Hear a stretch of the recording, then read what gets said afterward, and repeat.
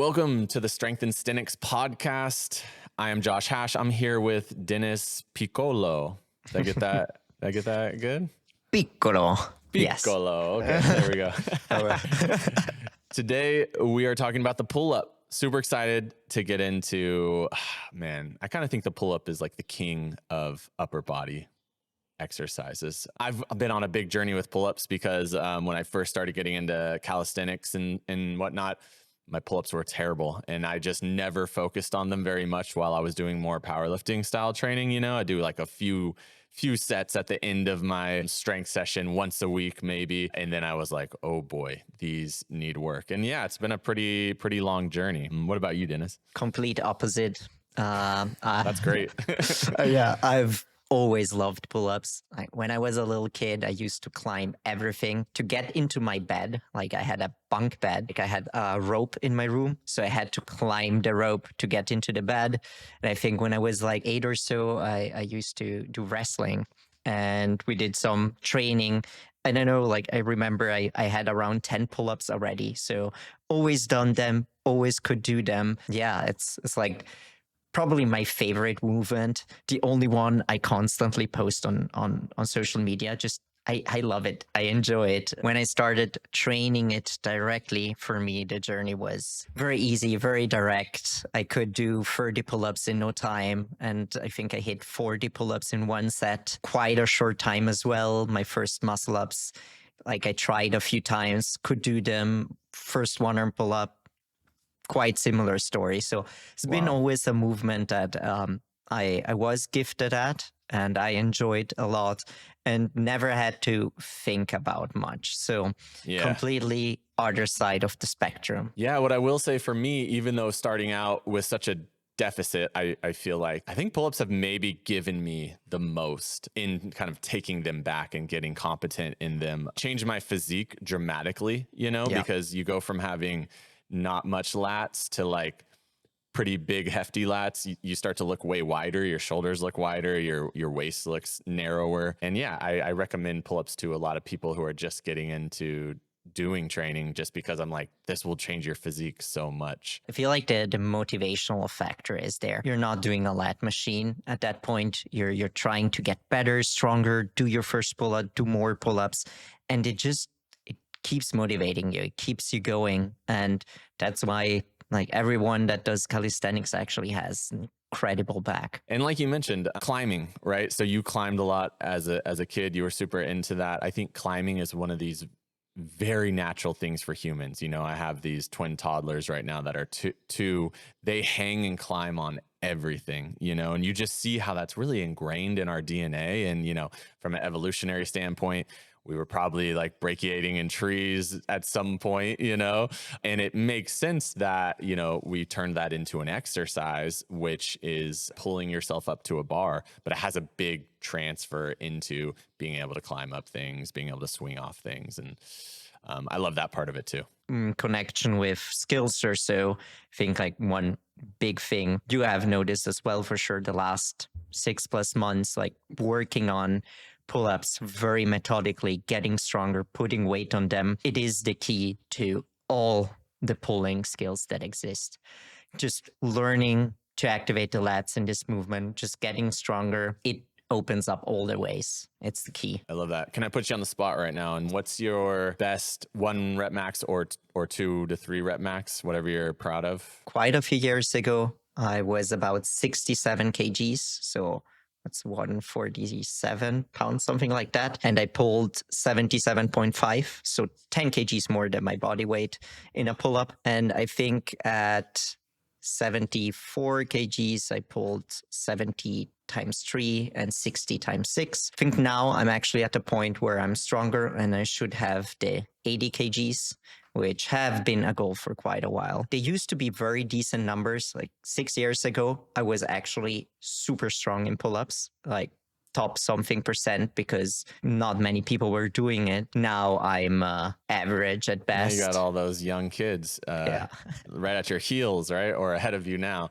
No. For people, that doesn't equal endurance. But because you can do those big weights, how many pull-ups do you think you could do right now? Could you bust out 30 or? I probably could do 30 now. Maybe usually I think like 26 to 28 is where my forearms just, they get so pumped. They close up. But since I've done a lot of high rep range training the whole last year, since I'm doing endurance training outside of my training, I feel like my capacity now would be much bigger. It would be actually super, super interesting. You should test it. I should test it. Yeah. There's the Sthenics meeting coming up, so I might get the chance to. There we go. do it. Maybe before this comes out and we could post it right here, a little clip of you banging out 35. Super impressive, man. I've done 20 one time in my life, and I was training for it for a while because I just really wanted to do 20 pull-ups. I weigh 190 pounds or so, and I just kept kind of being in that like 17 to 18 range for a while. For some reason, this was only like a couple of years ago, I just really wanted to get that 20. And I got it one time. The last 3 reps were ugly, very, very ugly. But yeah, it's cool to be able to say that you've done it, I guess. We should try again. Should try again. Yeah. I mean, I feel like right now I could probably squeeze 20, but man, you know, like you said, once those forearms are just pumping so much, it's like so hard to keep it going. Let's dive into more technical stuff. So someone that does want to get stronger in pull-ups, what are the main muscles involved in pulling your chin over the bar or your chest to the bar? I would say we focus on 2 muscles. So number 1, of course, the latissimus dorsi, our main back muscle, the prime mover for the pull-up, and the trapezius, which a lot of people like to forget, but it plays an enormous role in scapular control. When we look at the latissimus dorsi in training science, it's generally divided in horizontal muscle fibers. So they run horizontally from your shoulder to your spine, and vertical fibers, and there's a lot in between. So it's like feathered almost as a muscle. And it's a huge muscle. It attaches to your shoulder all the way down to your lower spine. Yeah.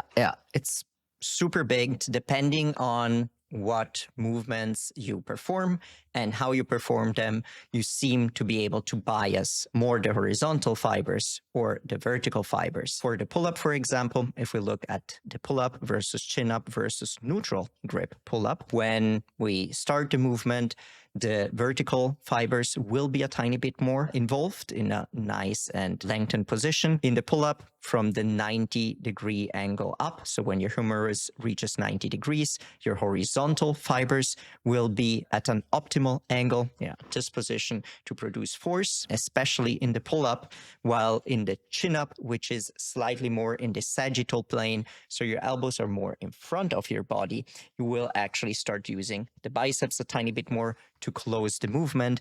And this is why the chin-up for a lot of people is easier than the pull-up. That's a question that comes up often. Why is the pull-up so hard? Why is the chin-up easier? It is because closing the pull-up, you will work more with your horizontal lat fibers, but they're in a shortened position. If you look at the muscle, if it's in its lengthened positions, super lengthened positions, it has a hard time generating force and a lot of damage happens.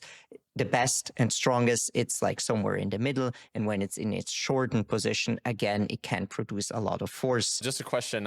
So then out of curiosity, out of the bottom position, so chin up is easier to close because we grab that bicep. Out of the bottom position, is an overhand grip more efficient, easier? I would say yes, for most people. It feels more natural. When somebody goes up to rings, for example, a great example, the most natural for the human body is to grab in pronation and close in supination.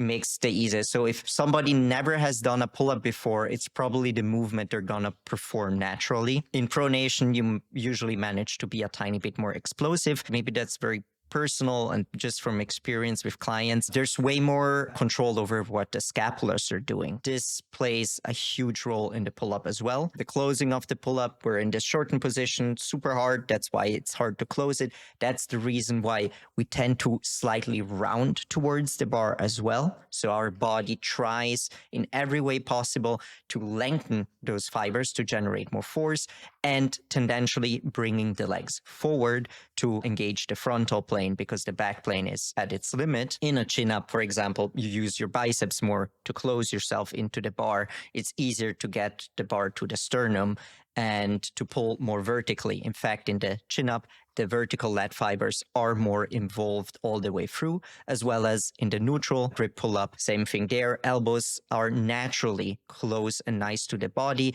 more in a sagittal than in a frontal plane, and will hit the vertical lat fibers more specifically. That's an interesting point. I've never really heard other people talk about the reason why you round at the top of a pull-up if you're towards your max and it's heavy or you're later in the reps is because you're trying to lengthen your lats. Is that correct? Yeah. I had a discussion with a big sports scientist here in Austria. His name is Alexander Pürzel. He has written quite a few books about biomechanics. He's co-founder of a famous gym here. He did a seminar about pull-ups, and we talked back and forward. One of the points we came out with was, why do people actually round the shoulder instead of staying nice and open with the chest, which you think, the more direct path to the bar, the most vertical path to the bar is actually by slightly opening your thoracic spine, and you get there actually closer. But first of all, especially in the pull-up, it's not possible for everyone.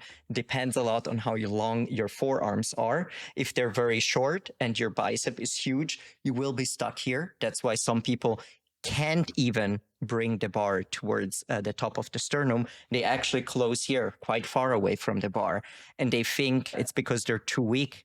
No, you're not too weak. You anatomically can't produce force or even get into that angle. Not in all cases, but in some cases. And one reason why I am quite good at pull-ups is I have very long arms, even longer forearms. My elbows have no problem staying nice and close to the body while I close the pull-up without exaggerating the rounding or without exaggerately throwing out my elbows.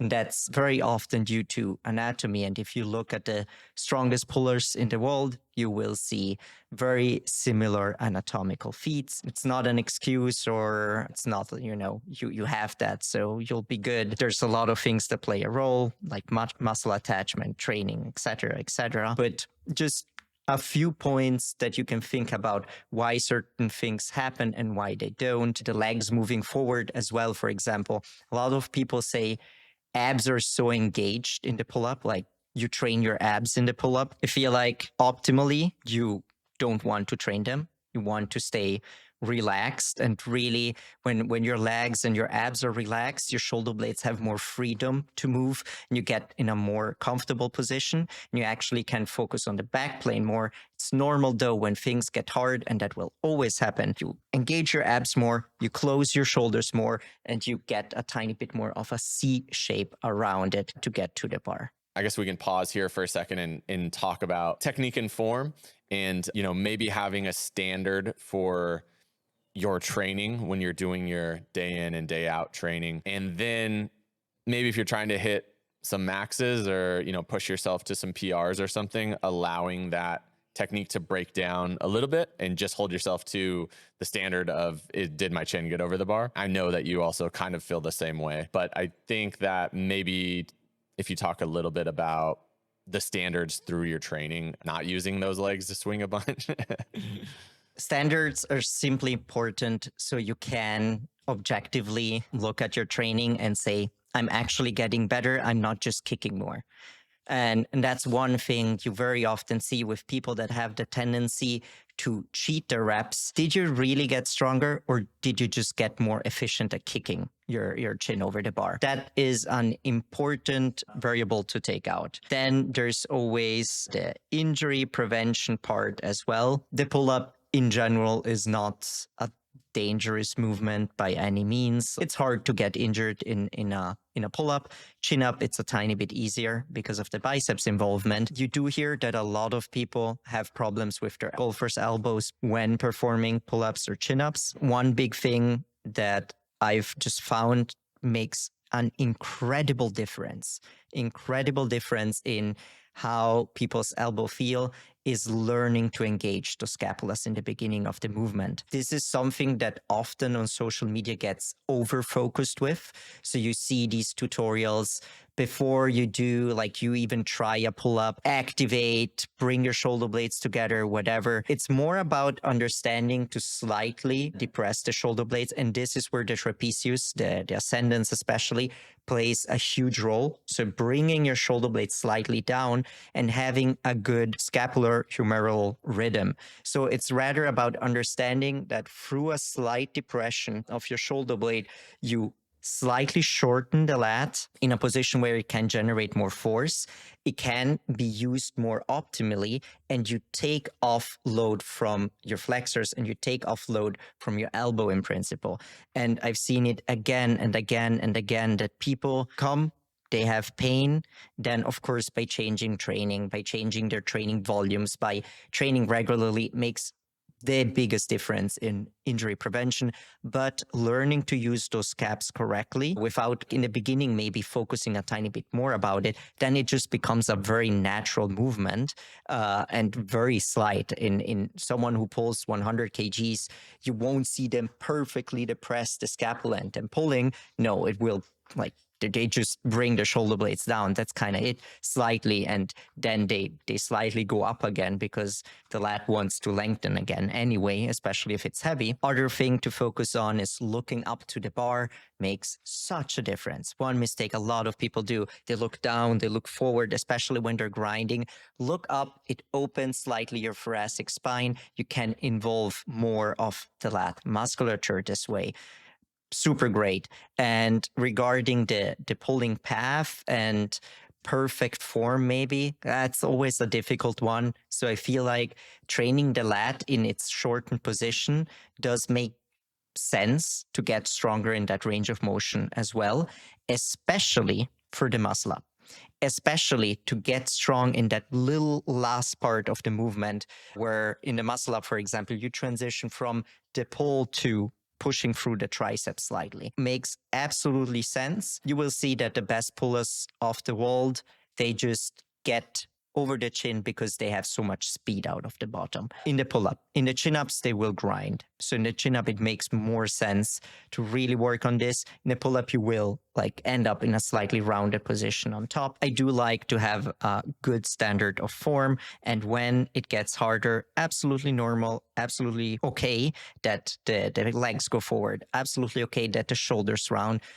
You very likely are not going to get injured because of that. There's other factors that rather lead to this. As always, you fall in the middle path here where you're not telling someone to not depress their shoulder blades to start the pull-up, but you're also not telling someone to go out and you have to do, 3 sets of scapular pull-ups before you even start your pull-ups or something, right? And that's what I've come to in my own understanding of pull-ups too. I think in the beginning I was someone who was like, okay, you got to work your active hangs. You got to do it with a completely straight arm to really just activate the shoulder blade. I don't know. I might have taken something from that, but now I just see it as that will naturally happen in the pull-up the more that you train pull-ups and the more that you put a little bit of conscious effort there to initiate the pull. And also, it's very natural to bend the elbows as you do that, right? So keeping a completely locked elbow, it doesn't make the most sense. Training these little movements in specific, especially if you have a hard time with the movement, does make sense. Understanding the body, understanding how do I actually initiate this. One variation I like, for example, if I see somebody really struggles with this, is you start from a passive hang, you switch to an active hang, do a little pause, and then you bend your elbow to 120 degrees and you do a little second pause.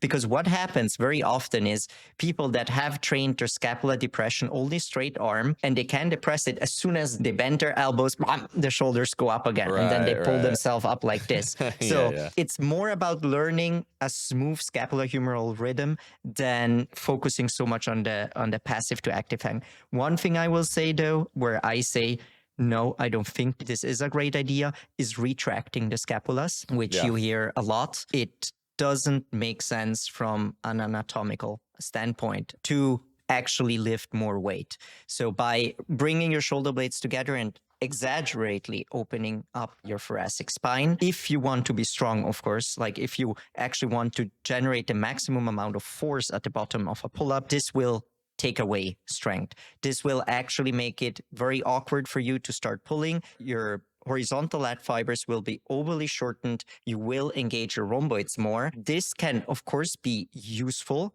to work on back thickness. This can be an awesome exercise. You retract and then you do a so-called Gironda sternum pull-up. In principle, a horizontal full body pull. Awesome exercise. But if it's about being efficient in the pull-up, learning the first pull-up, retracting your scaps, no go if learning it. Just depress them slightly. Just focus on a super smooth motion. Think about bringing your elbows into your pockets, keeping them nice in one line with your wrists. With time, you can play around and see if you feel better if they go out a tiny bit. If you never had problems with the elbows, do not over focus on these things. Rather go what feels better. But if you have pain, if something becomes pathological, there's something you need to work on. There's some technical work you might need to do, and it can make the biggest difference. So details matter. They often don't matter and sometimes really, really matter. And that's very individual. It took me years to learn, you know. You're out there throwing out tutorials of how to perform a pull-up. This might not work for someone and make just things worse. While for the other person, pain-free, awesome, performance skyrockets. Yeah, I like that. We're not trying to like fit into a pull-up box. Let's see what feels natural for you. And I see the same thing with a lot of people. Some people just tend to open more at the top, and then some people tend to close more. And, you know, if you want to work on one of those individually because of X, Y, and Z, that's fine. Maybe like overthinking the details of that isn't the right way to go. You know, let your body do its most efficient path to the bar. Until you're healthy, it works for you and it's great. I think a great example is this Philip guy. I don't know his name exactly. He's super light, like 70 kgs, and he does muscle ups with 55 kgs. And just looking at them, they look awful. Like the form is the way he gets over the bar, the amount of internal rotation he has in his shoulder. Brutal, always super elevated with the shoulders, but who cares? He's one of the strongest pullers in the world. And there you see, like, would it really make a difference if he depressed his scapulas perfectly in the beginning? Honestly, no, it probably would make him worse. He's become super efficient at that movement and he can perform it pain-free without a problem. Perfect for him. Doesn't mean that it will work for you. In fact, most people, no go. For sure. Isn't it funny, though, the aesthetics of a pull-up? Like when we see those shoulders kind of rounding, we're like, ooh, that doesn't look good. But why is that? You know, is it just because we've been standardized with what a good form is? Or is there something like, like naturally wrong with that? I don't know. I think it's purely aesthetical because when you have a proud chest and you do a pull-up, the muscles get nicely squeezed and you can see the details in the rear delt. It just looks better. I feel like when you're round, you look like kind of like a little goblin. I don't know. That's right, because if you look at climbing and stuff, it's like nobody climbs like this. The climbers usually are rather kyphotic and closed in the way they move. So you mentioned rear delt. How much is the rear delt involved in pull-ups? it is involved, but to a very little extent. So as soon as your elbow goes behind the body, the rear delt will do some work in the beginning, rather stabilize. But honestly, it's the trapezius, a lot of it actually. Then of course, forearm flexors. So your grip, extremely important. The harder you grip a bar, a slight false grip to cut some range of motion.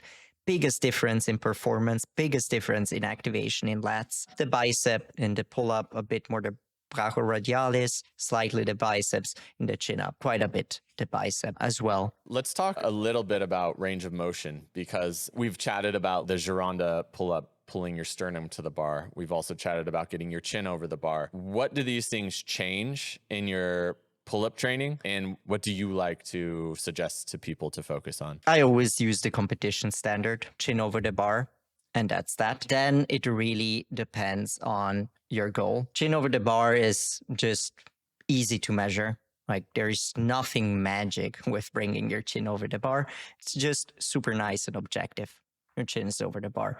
It's a rep. Something like a Girondosternum pull-up. I actually use this very, very, very rarely because it's a bit harder to standardize. So the thing that you'll see happening with a Girondosternum, they're extremely hard. So especially if you really go far back, first of all, pulling to there's rather the bottom of the sternum almost. This horizontal motion is very hard for a lot of people. Closing it, you're in a completely shortened position, super difficult to do. And what you'll see, maybe the first 2 reps, they close, and then it's like some range of motion and very difficult to quantify. Are you controlling that touch to the sternum, or are you just kind of banging it from creating momentum? Exactly.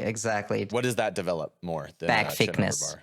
Okay. Back thickness. Yeah. So the traps, rhomboids, and of course, like one big muscle I forgot is the teres. Teres plays a huge role as well in the normal pull-up, or in wider pull-ups actually more than in this one. But yeah, this is the typical horizontal pull-a movement, just supercharged. Then there is the chest to bar pull-up. So great variation to have a bit of a standard for the first explosive reps. So you go down pulling to your chest, and you use your nipples, for example, as a standard, and you always pull to those, which makes it easier. You know, if you reach that, it's a rep. If you don't anymore, you stop. That's it.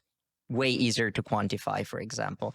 Already most people can perform this movement. With the other one, it would be the same, but it's just so much more difficult that it's harder to approach it. And the value in that would be creating more power from the bottom? Exactly. Once you can do a lot of pull-ups, you feel super comfortable with pull-ups, learning to be more explosive, to start working towards a muscle up. And if you don't have access to weight, it's a great way to engage more muscle fibers with explosive work and actually more hypertrophy, getting a better stimulus and getting stronger. So altogether, just power development. These guys I see on Instagram that are pulling their like waist to the bar. How do we get that? I got to say that they look really impressive. Like I love the aesthetic of them. But yeah, the truth. Genetics.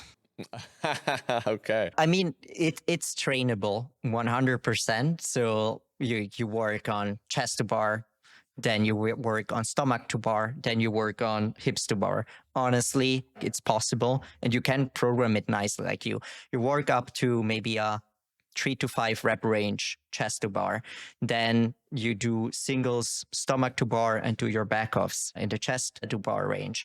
And so you keep moving down, but it's a lot fiber type distribution and weight, of course, if you're lighter and if you're more fiber to dominant. Some people, for example, me and all the strong pullers in the world, they're extremely explosive. They can neurologically as well just activate a lot of those fibers in the beginning of the movement.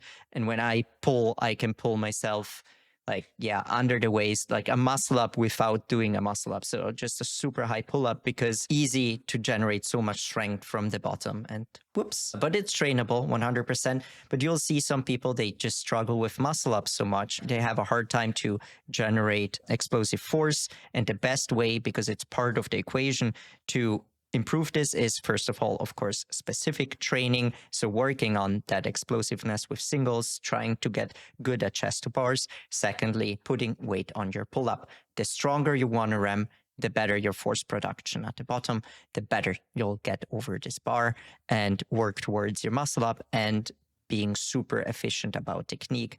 But that's going to be another episode. Yeah, that'll be another episode for sure. Maybe it's time to get into programming advice. Is 2 times a week a good amount to do the pull-up? Would you ever do it more? Would you ever do it less? I think 2 times a week is actually super good sweet spot. Maybe in the beginning, and as you become more advanced, 3 times a week can make sense, but the 3rd time is super technical, or a power day, so a muscle up day, so to say. Twice a week, you can go heavy. Pull up usually is not like a dip or a squat where you're super exhausted after the session, way less. So you can go a tiny bit harder on this movement generally, and a frequency of 3 times a week works. But most people I work with, besides if they work on muscle up as well, they train it twice a week. and the other session is muscle up 4 times a week if they're street lifters, like twice muscle up, twice pull, or it's split up on 2 days where you do both movements and maybe some technical work on a third day. Frequency wise, that's a good starting point for sure. Yeah, let's just say for the standard person who just wants to get stronger in pull-ups, two days a week is a pretty good frequency to go with. I think that we can both agree that one day we maybe push the intensity a bit higher. And this could be with some weighted reps, and then on another day going lower intensity and pushing the volume a bit higher. This is called an undulating scheme. Looking at studies seems to yield more results than non-undulated system. Mostly it is motivational as well. You know, you're excited about the day that has less reps and you put on more weight, for example. You keep one day maybe a tiny bit more technical, one day a tiny bit easier with a tiny bit more buffer, and you can push the other, have a heavier day. That makes very much sense as well. Really depends on how much it takes you to recover. And that's a great starting point regarding how many sets should you do. If we look at the back itself, a good volume to start improving in this muscle group is around 10 sets per week for most people, and it can tolerate up to like 20 plus sets per week. You have quite a range to work with, but if you do 3 sets of pull-ups on one day and then 2 sets of assistance exercise of your choice, where depending on your weak points, this could be a lat machine to have a vertical movement, one arm lat pull downs to target more the iliac lat and learn to keep your elbows nice to and close to the body. It could be ring rows to hit more the horizontal fibers, or horizontal pulley. So these are all examples of assistance exercises, and you do 3 sets of those. So you have 3 sets plus 2 sets, 5 sets on one day, 5 sets on the other day, and you're 100% sure that you're doing enough volume. Add some skill work and you'll reach higher numbers. Or of course, with the pull-up, a lot of sets with a lot of buffer, like a 6x2, which sounds crazy. 6 sets of 2 reps, for example, at certain points can make sense, but these are a bit more exotic ways to program things, and wouldn't think about that in the beginning. For now, just focus on the amount of sets I just mentioned, and maybe on a middle day, you can do some pull-ups for muscle up or some chest to bar pull-ups, or you can do them in the beginning of your work as well. Both are great options. Here, you just need to see where you respond well, how sore you are, how your performance is, and how you feel throughout 4 to 8 weeks before assessing and changing anything. So take your time for that. For someone who training at home doesn't have any weights, let's say, how would we vary the intensity between those 2 days? Without weights, you have a few options. In the beginning, you could make slower eccentrics, so a higher time under tension, slower concentric. I like pauses at the top. Pauses at the top, exactly. Especially like the slow variations, rather than yielding more hypertrophy, because if you equal the time under tension and intensity, it won't change. I see them as very technical variations that you can do and really learn to control the whole range of motion, because if you're very strong at the bottom, you might just skip one part of the movement. You could work more explosively. That's one option. Some people like to use L-sit pull-ups as a variation to make things harder because it stretches your lat more in the beginning. Personally, not too big of a friend of those, because a lot of people just don't have the overhead and thoracic mobility to execute them well. And they risk bringing their shoulders in a very uncomfortable position. For sure, personal bias, as close as my thoracic spine is. For some people that it feels comfortable, 100% an option they can go for. And then, of course, archer variations to make it harder work super, super well. With archer variations, you can make your pull-ups way harder. And big tip here, like there's the typical archer where when you use a bar, so one hand is on the bar, both hands are on the bar, just one's extended, but you can hang up a ring and lower the ring over time, making it harder and harder, and just work more with that. And if you don't have a lot of weight available or no weight available, that's a great way to keep progressing over time. Like even a super elite athlete, you can't do many reps in a ring or at shoulder height pull-up with 20 kgs. Anybody listening that doesn't know what an archer pull-up is, it's just essentially keeping one arm straight and then pulling towards the working arms, essentially a one-arm pull-up variation. You know, I've seen a lot of people suggesting mixed grip chin-ups where you kind of do the same thing, but you don't keep the other arm straight. What are your views on those? I feel like certain things, they become, you know, a cool, or commando pull-ups, I think they're called, like where you hold the bar and you pull like this, side to side, or headbangers, or... For the mixed grip, just kind of starting your one-arm journey by like this type of thing, right? So I think it maybe could be a good precursor to doing archers if the archers are a little intimidating for you. I think archer is really it's just gonna load that arm much more. It's kind of a more The thing is with the mixed grip, like depending on how you perform it, the chinning arm, so if you do archer pull-ups and you do a mixed grip, you will chin the arm in, so you will have bigger biceps involvement. And once you switch to a pronated grip, you'll notice that you're still quite weak in that range of motion. Needs to be trained specifically, at least for most. But you could start out a tiny bit wider and just bias one side more, 100%. Even if you don't want to have a bunch of weight, just buy some ankle weights, you know, and start to add those to your pull-ups. Just like a little bit of weight, you know, 3-5 pounds. I used to use a backpack with my pharmacy books. There you go. Yeah, I like that. The student style. The student style. Yeah, that's how the first weighted dips, weighted push-ups, weighted pull-ups were done. So, and I think we could both agree that like adding some weight, even though if it's a bit intimidating, it's incredible how much stronger it will make you. And then you go do your reps without your weight, you know, your body weight reps, and you're flying. It's a nice way to train. Yeah, a lot of people like think they need these super huge numbers in pull-ups to start adding weight. The truth is, if you can do 8 pull-ups for sets, for example, you should theoretically be able to do 6 reps with 2.5 kgs with good form. That is possible for most people. And of course, you need to test it. Once you have 8 pull-ups, maybe for 2-3 sets, try adding 2.5 kgs. I mean, it's not a lot. It's eating a bigger dinner at the end of a very big dinner the day before. You do your 6 pull-ups, you film them, and you see if the form suffers a lot from it.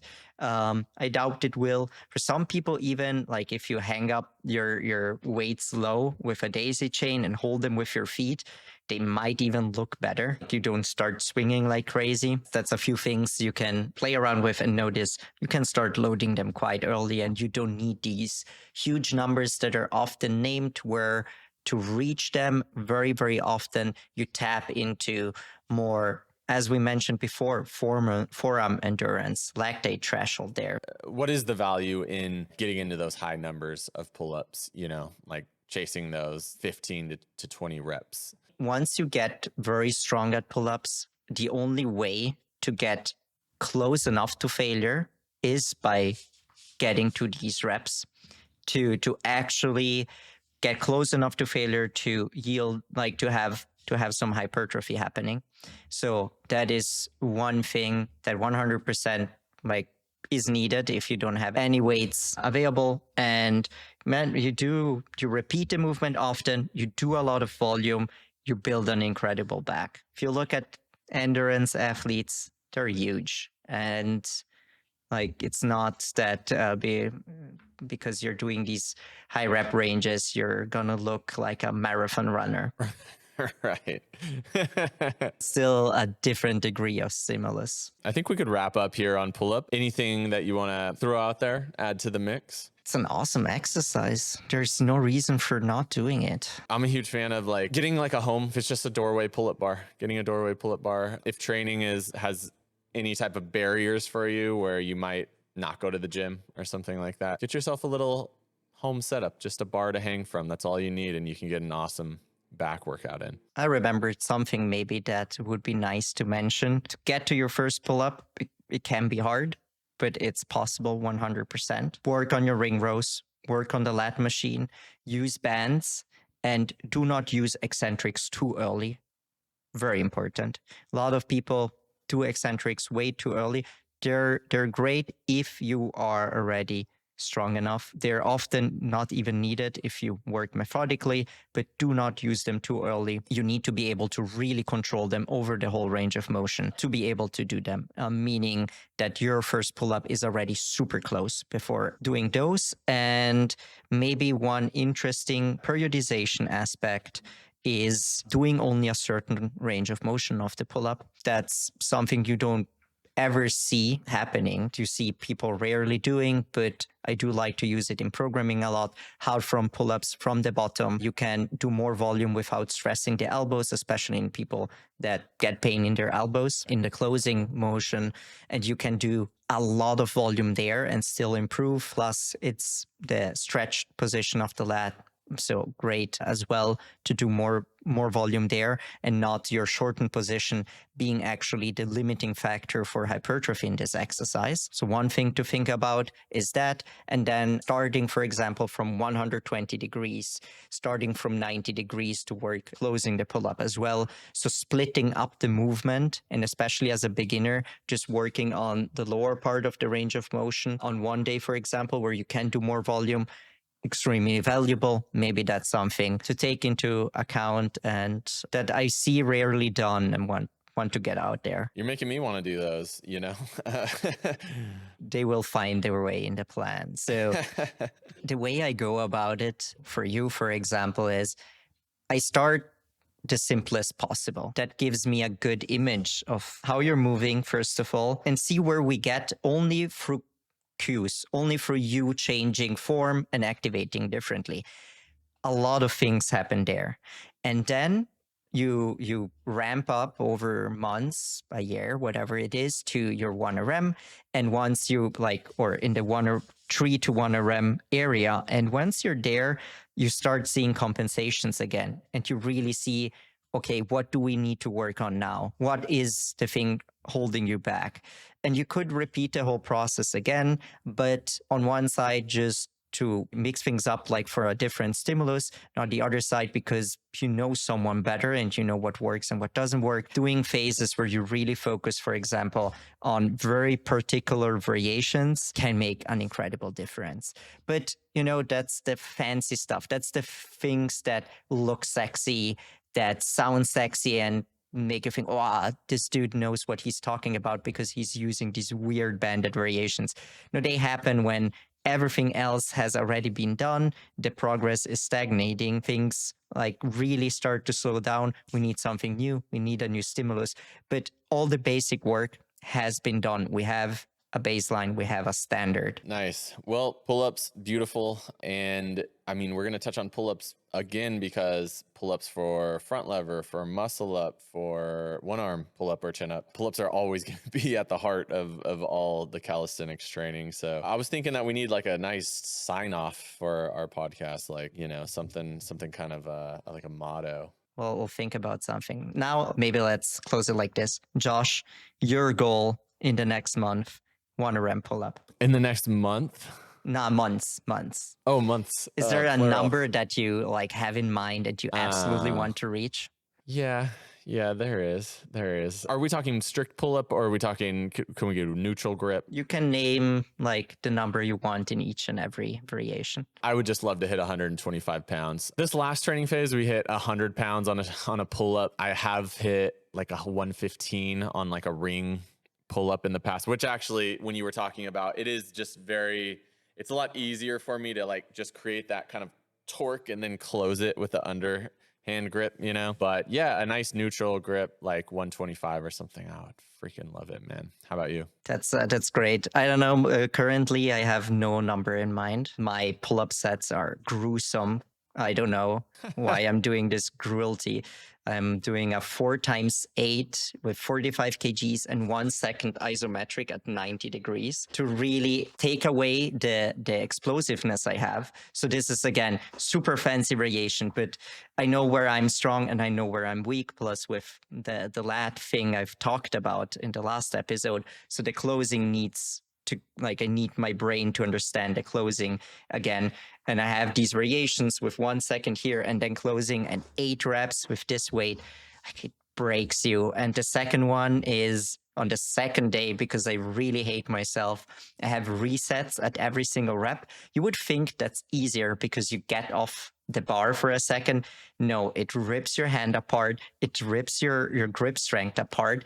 And it just, you have zero stretch reflex every time. You need to reset completely. Absolutely awful. Uh-oh.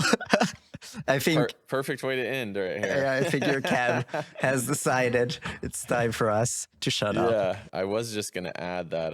I guess like the plates look cool, right? So 3 plates in pounds is what, 135 pounds. That's pretty sweet, right? I like it when I see people hitting those 3 plates on it. That's the goal I have in mind for you. Woo, yeah. Down the line, but we'll get there. Love the pull-up journey. You know, one thing that we didn't touch on is grip, though. I think grip is like, training with you has really changed my perception of just like how you grip the bar, getting stronger in your grip, and that leading to like a bigger pull. So maybe you just touch on that for a little bit. I think I've mentioned it super shortly in the middle of a phrase, but grip is extremely important. Neurologically, like being able to connect with your lat this way and really generating force. It's completely based on your grip. I actually never let people do extra grip training. It has its values, but honestly, if you're working on skills, doing all these pull-ups, it's just gonna be trash volume at that point. It's just too much to recover from. More tired and not being able to generate as much force than helping you. So semi-false grips, just slightly over the bar, forearms nice and well activated here. This little change, this will give you a few more pull-ups.